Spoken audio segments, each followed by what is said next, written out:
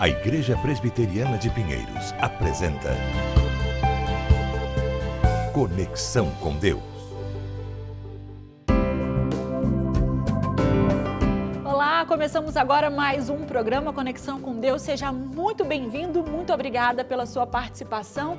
Bom, nos programas nós temos falado a respeito de descanso, agradecimento, mas já está na hora de voltar à rotina, né? Pois é, tem muita gente que já saiu na primeira leva, né? Final de dezembro, começo de janeiro, está voltando.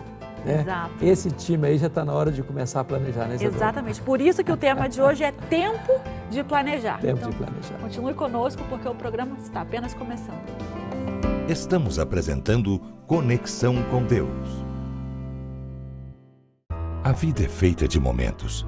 Momentos de sorrisos, momentos de lágrimas, momentos de anseios e saudades. E cada momento deixa a sua cor. Há sempre algo dentro de nós que deseja voltar e reviver momentos. São momentos que fazem a nossa história. Tintas Quali-Vinil, para marcar os belos momentos em sua vida. Voltamos a apresentar Conexão com Deus. O Conexão com Deus é um programa da Igreja Presbiteriana de Pinheiros, que tem como pastor efetivo o reverendo Arival Dias Casimiro, e um programa produzido com muito carinho pela LPC Comunicações. Como já adiantamos, o tema é tempo de planejar. Reverendo Hernandes, nós estamos aí já em meados de janeiro. Exato. O pessoal já está vindo aí desse embalo de festas de fim de ano. Chegou a hora de colocar a casa em ordem, né? Pois é.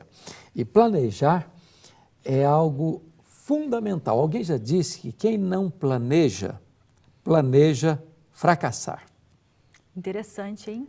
Quem não planeja, planeja fracassar. Para qualquer coisa que você for fazer na vida, o planejamento é fundamental. Uma pessoa que trabalha no campo, ela precisa preparar a terra. Sim. Não adianta semear sem preparar a terra. Se vai construir uma casa, um prédio, tem que fazer um planejamento, fazer uma planta, senão não adianta. Pegando esse gancho dessas consequências, uma pessoa que não planeja, a gente pode considerar ela uma pessoa negligente. Negligente, insensata. Por quê? Porque se ela acha que ela vai perder tempo ao planejar, ela está tão apressada para executar, que ela vai executar de forma atabalhoada, de forma equivocada, com resultados desastrosos. Sim. Às vezes faz até parte da cultura brasileira de não investir tanto em planejamento. Alguém já brincou, eu acho que isso é piada, é claro, fazendo uma comparação entre os japoneses e os brasileiros, que o japonês planeja 11 meses para executar num único mês. E nós planejamos um mês para executar em 11. Ou seja, o resultado nosso, às vezes, fazendo muito, é o mesmo daquele que planeja mais, mas é mais eficaz na ação. Então, quando você gasta mais tempo planejando, você vai gastar menos tempo na execução, porque você vai executar da maneira certa, na hora certa, com a motivação certa, com resultados melhores. Sim. E algumas pessoas, né, temos aí uma música popular aí muito conhecida que fala, deixa a vida me levar, né, vida leva aí. Tem muita gente que fala, você se planeja, você faz, não, deixa a vida me levar. Tem pessoas que vivem nesse ritmo mesmo, né? E aí, quando você não tem um alvo, você nem pode dizer que acertou. E não fica motivado também, não fica né? motivado. Então, tudo na vida exige um planejamento. Você vai fazer uma viagem, você planeja onde você vai, como você vai, quanto tempo você vai gastar, que recursos você tem para levar, o que você vai querer fazer nessa viagem. Uma pessoa vai se casar. Tem muita gente que casa assim, sem planejar. Sim. Né? Não pensa o que é uma família, como é que ele vai construir uma família, como é que ele pensa em conduzir essa família, quais são os valores que vão governar essa família. Ele não planeja isso. E, de repente, o casamento vai ter problemas graves, né? Talvez até vai chegar à dissolução dessa relação. Escola, por exemplo. Tem muita gente que vai para a escola e não planeja as coisas. Vai passando, vai tirando nota para passar. Né? Aí chega no final do curso, a hora que ele tem que fazer um um concurso, uma prova de seleção, não vai conseguir, porque ele não pensou, ele não planejou a vida dele, ele não focou. Né? Nós temos que ter propósito, nós temos que ter foco. E para isso você precisa planejar sua agenda, do seu dia, do seu trabalho, dos seus estudos, dos seus relacionamentos, da sua vida espiritual, ter vida devocional, planejadamente, para não ir embrulhando tudo, né? Deixando a vida levar, empurrando a vida com a barriga, como diz o ditado popular. E é como o senhor falou, a gente não tendo esse tipo de atitude, a gente não estabelece um alvo. Então, a gente fica só observando as pessoas ao nosso redor que conquistam as coisas e aí a gente vai achando que foi fácil, né? Ou fica criticando essas pessoas ou até mesmo indo para um lugar, digamos assim, de frustração, né? Mas nós devemos aprender com essas pessoas, né? Quando você é uma pessoa que tem a capacidade de planejamento e você sendo uma pessoa metódica, sendo uma pessoa que planeja as coisas, você tem tempo para muita coisa. O dia tem 24 horas. E sabe, Isabel, você pode perder dinheiro e ganhar dinheiro de novo. Mas se você perder o tempo não se recupera. Tempo não se recupera. Não mate tempo, não jogue tempo fora, não desperdice tempo. Não jogue conversa fora, não passe aí horas e horas jogando conversa fora, com os amigos talvez, sem um propósito. Você vai encontrar com um amigo? Ok, ótimo. Qual o propósito? Bom, eu vou lá com um propósito. Então, tudo que é feito com um planejamento, com um propósito, você tem resultados melhores. Das coisas simples até as coisas mais complexas. As coisas mais complexas. Às vezes a gente pode ter um planejamento para o dia, o planejamento para a semana. Para o mês, para o ano, para a vida. Para a vida. E com relação a tempo, quando a gente planeja o nosso tempo, quando a gente determina as nossas tarefas, a gente otimiza esse tempo de 24 horas, que muitas vezes a gente se queixa de que é pouco tempo. É pouco tempo mesmo ou será que nós não estamos organizando, né? É verdade. De vez em quando as pessoas me abordam assim, a minha vida é intensa, a minha agenda é intensa. Algumas pessoas me perguntam assim, mas como é que você, com essa correria toda, consegue encontrar tempo para escrever? E eu respondo sempre o seguinte: o segredo é não perder tempo. Quando você perde tempo, o que é perder tempo? Perder tempo é não fazer nada. Tem hora que você para descansar, mas é propositalmente, propositadamente. Sim. Mas uma pessoa que, por exemplo, ela vai fazer uma viagem, ela passa 3 horas num avião e ela não está fazendo nada. Ela não está lendo um livro, ela não está batendo um papo com a pessoa que está do lado, ela está olhando para o infinito. A cabeça está vazia. Bom, aquilo é um tempo perdido. Sim. Então, se você está sentado numa rodoviária, ou num táxi, ou num ônibus, ou num metrô, ou num avião, ou num aeroporto, ou num hotel, faça alguma coisa que tenha proveito.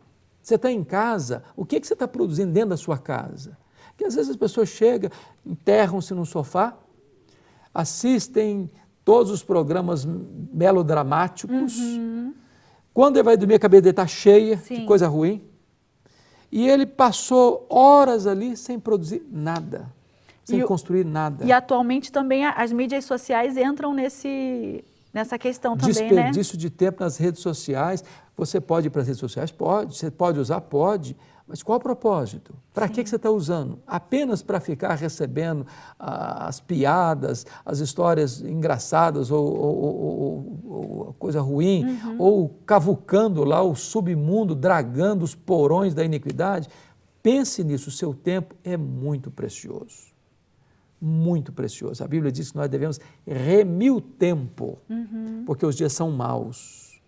A Bíblia diz que você deve fazer tudo para a glória de Deus.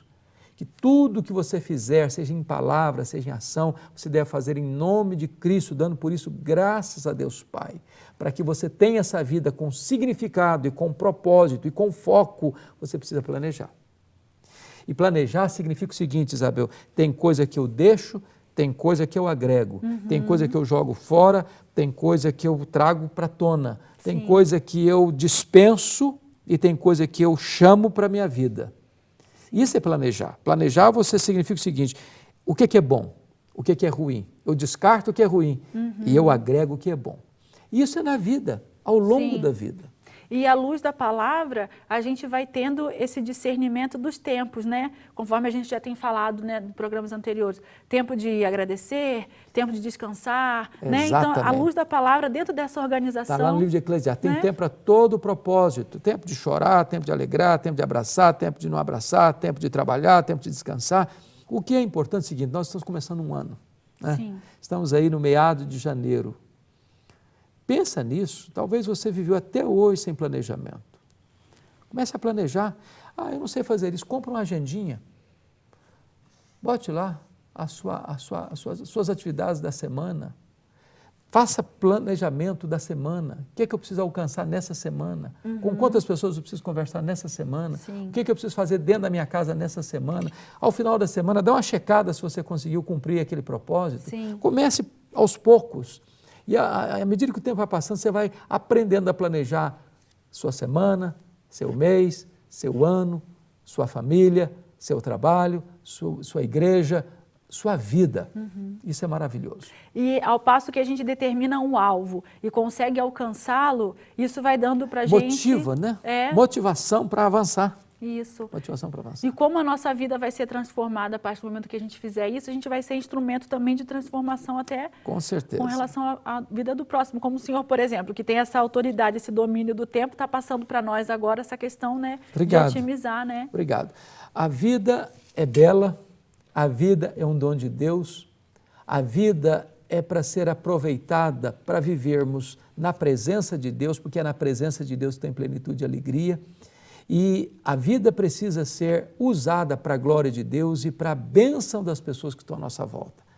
Ser uma bênção na sua casa, na sua família, uma bênção lá no seu trabalho para as pessoas que convivem com você, uma bênção lá na escola para quem é estudante, para quem é professor, a bênção para você ser onde você estiver, você vai levar esta alegria, esse otimismo, esse entusiasmo, essa motivação de ajudar as pessoas. E organizando o seu tempo, você vai conseguir dar um pulinho lá na Igreja Presbiteriana de Pinheiros. E você vai encontrar uma igreja acolhedora, uma igreja amável, uma igreja fiel à palavra de Deus, uma igreja que vai ser uma bênção na sua vida e na sua família. Chegamos ao fim de mais um programa. Muito obrigada, é um viu, privilégio reverendo? estar aqui com você e com as pessoas que estão nos assistindo.